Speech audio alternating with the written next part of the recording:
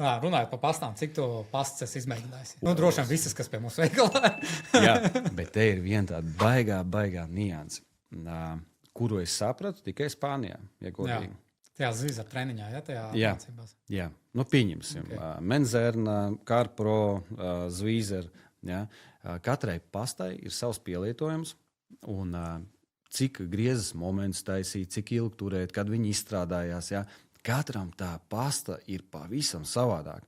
Un tu nevari, pieņemsim, kā tu iedod citam detaileram, pamēģini man šito pastu, lūdzu, paskaties, kā viņi strādā. Jā. Viņš kā parasti, kā viņš pulēja ar koču, pieņemsim, viņš izmanto tieši to pašu metodi kā ar koču. Varbūt tur nevajag tik daudz, varbūt vairāk vajag iespiest to pastu vai mazāk. Ja? Šeit ir tā starpība. Ja? Lai iztestētu pareizu produktu, ir jāzina pilnīgi viss. Ir pirmā kārtām ražotāja norādījumi. Jā. Kas, starp citu, uz pudeles apraises esmu pamanījis, ka uz pudeles rakstā citreiz. Ne tā kā vajag. Ne tā kā viņa strādā. Un ar smalkiem burtiem, kur pat salsīt nevar. Jā. Un kas ir interesanti, ka Eiropas lielie ražotāji, Kochman, Zerna, Zvīzers, lielākā daļa izmanto vienu to pašu abrazīvu.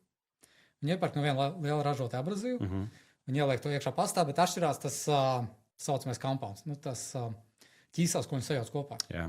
Kādu lubrikantu viņi tur pieliek, kādu pārējās sastāvdaļas, kas uztaisa viņu par pastu. Nevis. Tāpēc viņas palielina, un arī apjoms, cik daudz tur tas abrazīvs ir. Jo vairāk ir tas abrazīvs, jo viņš ātrāk sadils. Tur ir tāds nianses tieši tas, ko tu saki. Tas, starp citu, arī tajās pašās zvīzera apmācībās. Mums bija viena un tā pati detaļa. Es pamēģināju vienu pastu, Angel Wax.